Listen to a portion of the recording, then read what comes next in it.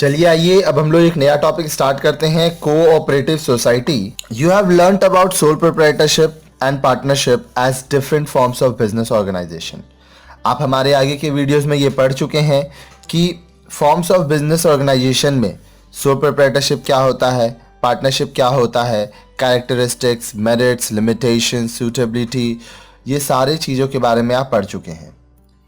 You must have noticed that while there are many differences among them in respect of their formation, operation, capital contribution and liabilities, there is only one similarity that both are engaged in business is to earn profit. आप वहाँ पे ये ध्यान दिए होंगे कि ये sole proprietorship हो या पार्टनरशिप हो, उनका formation, operation, capital contribution, liabilities, ये सब में डिफरेंस है, लेकिन मेन मुद्दा जो है वो है प्रॉफिट अर्न करना। However, there are certain organizations which undertake business activities with the prime objective of providing services to the members. अब कुछ कुछ ऐसी भी संस्थाएं होती हैं, संगठन होते हैं जो कि उन बिजनेस एक्टिविटीज को करते हैं जिससे जो मेंबर्स हैं, जो ऑलरेडी बिजनेस कर रहे हैं, उनको फायदा मिले। Although they also earn some amount of profit, but their main intention is to look after some common interest of its member. अब ऐसा नहीं है कि जो कोऑपरेटिव सोसाइटी होते हैं वो लोग कुछ प्रॉफिट नहीं कमा रहे हैं, कुछ कमा रहे हैं, लेकिन उनका जो मेन मोटिव है वो ये है कि जो उनके मेंबर्स होते हैं उनका फायदा हो। They pool available resources from the members and utilize the same in the best possible manner and share the benefits. जितने भी मेंबर होते हैं वो उनसे संसाधन इकट्ठा करते हैं और उनका सही तरीका से इस्तेमाल करते हैं और जो प्रॉफिट होता है वो सब में बांट देते हैं। These organizations are known as cooperative societies. तो जो कोऑपरेटिव सोसाइटी, इन्हीं को कहा जाता है। Let us learn in detail about this form of business organization. चलिए आइए अब हम लोग इसको डिटेल में पढ़ते हैं। The term cooperation is derived from the Latin word cooperare, where the word co means with and operare means to work. Thus, the term cooperation means working together.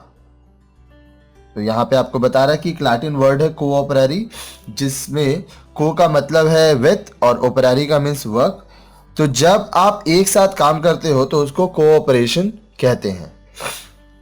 So those who want to work together with some common economic objective can form a society which is termed as cooperative society.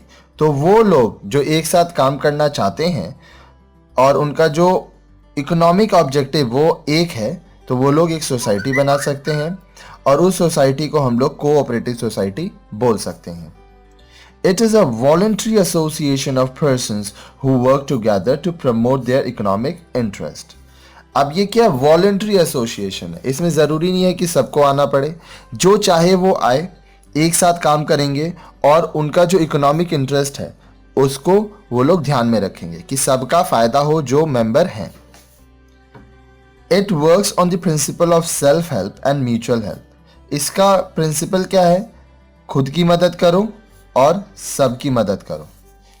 The primary objective is to provide support to the members. सबसे main जो objective है वो क्या है कि जो लोग आपके सोसाइटी में हैं, आपकी कोऑपरेटिव सोसाइटी में हैं, आप उनको सपोर्ट दे रहे हो।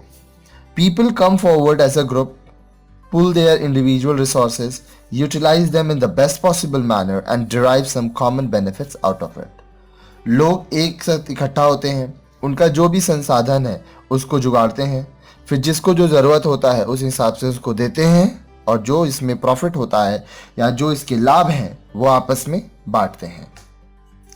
The section 4 of Indian cooperative societies act 1912 defines cooperative society as a society which has its objective for the formation of economic interest of its members in accordance with cooperative principles.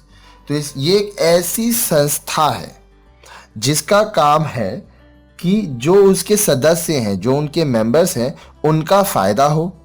इसमें profit objective नहीं होता है, इसमें objective होता है members benefit objective.